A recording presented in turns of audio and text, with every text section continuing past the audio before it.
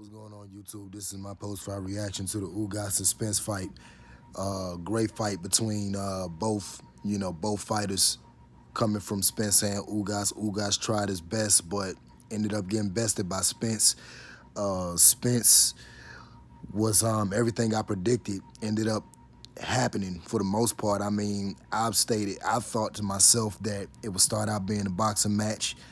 Now, I will say I was wrong in the fact that I said that Ugas would actually, he would win the rounds that they were boxing. Actually, Errol Spence, it started out rounds 1 and 2 being competitive, but Spence was actually getting the best of Ugas as far as like, the patient, them playing the patient game. Spence was actually outworking Ugas even in those moments, but Ugas had his spots in rounds 1 and 2 where he would land some good shots on Spence. And even throughout, the rounds, through all the way up until 10, Ugas had his little spots here and there. But Errol Spence being the great initiator he is, fighting behind his jab. I mean, he was out jabbing the hell out of Ugas. And the body attack was just relentless, man. That body attack coming from Errol Spence was just he didn't stop. It's like as the rounds progressed, Spence got stronger and stronger, and Ugas got weaker and weaker. Spence, it's just interesting. Ugas, you normally have guys who, to where, as the rounds progress, they get slower. But Spence, as I've just stated, he got stronger. You know, um,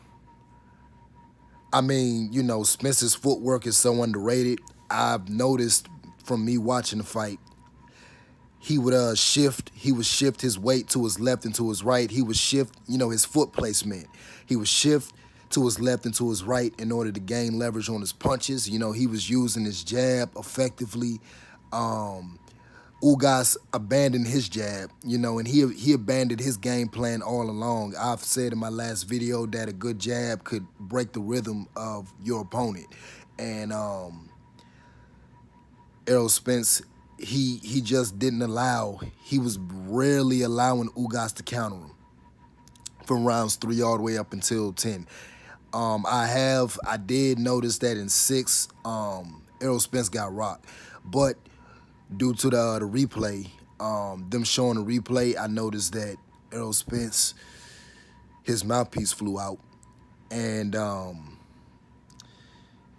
I guess he might have thought that the referee was bound to time out the fight, but the referee didn't time out. I guess the referee wasn't paying attention. But Errol Spence's mouthpiece flew out of his mouth from Ugas catching him with a nice clean shot. And Spence went to go and pick it up. And Ugas took that opportunity to hit Spence, which, two-piece him. And that two-piece sent Errol Spence back to the ropes. He was staggered. And it showed clearly. And then that's when the referee stopped it, hopped in and timed out the fight.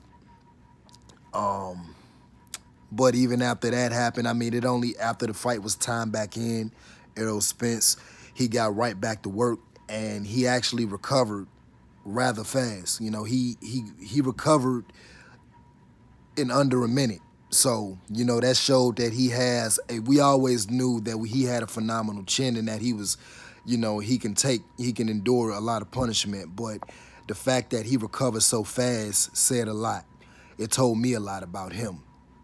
And that he's dangerous even when hurt. He's capable of being dangerous even when hurt. Yeah, man, phenomenal fight between the both guys, man. Like I said, Ugas tried his best, but man, Errol Spence showed how much of a monster he is, man. That dude is a beast. And the fight ended up getting stopped in the 10th round due to one of the doctors advising the referee that the fight can't continue. Ugas's face looked beat. His face looked beat. It got to a point where he wasn't able to hurt Spence. He was so worn down, physically and mentally. You could tell that he was worn down. Ugas kept his hands in his pockets the entire night. The man wasn't letting his hands go, as I've also predicted, where Errol Spence's high work rate will be a problem for a fighter who has a style like Ugas. Against a guy like Spence, you really can't afford to sit back and wait. It's either you punch with him or, you get smoked, you get left behind. And that's exactly what happened in that fight. Errol Spence's relentless body attack and those uppercuts, those short uppercuts and hooks, was just penetrating Ugas's guard.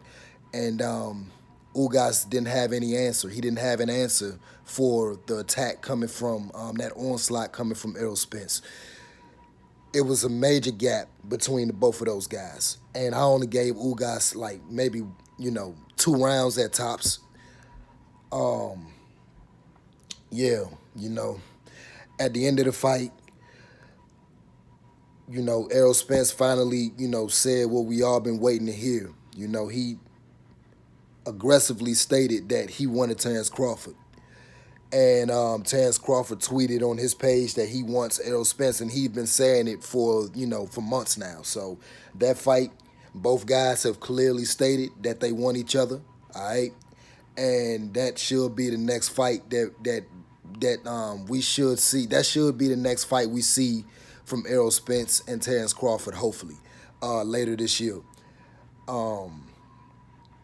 I'm really looking forward to that. And to be honest, after the performance that Errol Spence put on, and I say the same thing after Terence Crawford fought Sean Porter, but after that, after that Errol Spence win coming from Ugas,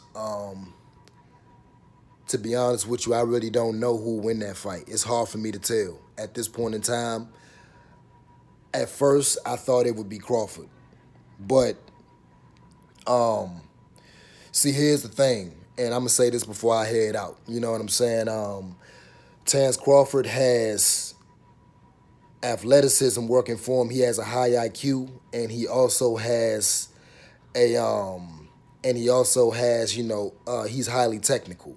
Whereas you have Errol Spence, he's not as athletic as Terence Crawford, but he's athletic enough to get the job done against a guy like Crawford, okay? And then he's highly technical, and he also has an high IQ.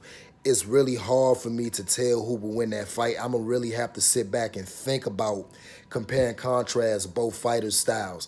And it's a tough one to call at this point. At first, I was for sure it was Crawford, but at this point, I really don't know. But yeah, man, I'm looking forward to seeing that matchup. I advise you guys watch the fight yourselves. It was interesting from top to bottom, and or from bottom to top. And yeah, man, that's really all I have to say. What Terence Crawford did to Sean Porter, Errol Spence couldn't do. And but at the same time, you can also argue that Errol Spence fought every welterweight, all of those guys, Kell Brook and Sean Porter in his prime. Whereas, of course, you have those people who will say Terence Crawford fought Errol Spence's leftovers. But in the end, I mean, the guy came up from a lesser division, and still was able to knock out the naturally bigger guys, and especially in Kell Brook. Kell Brook is not a small welterweight. That he's a big welterweight, and the fact that he knocked him out, even though Kell was out of his prime, it still makes a big statement. It's still, to me, that's a significant achievement coming from a guy like Crawford.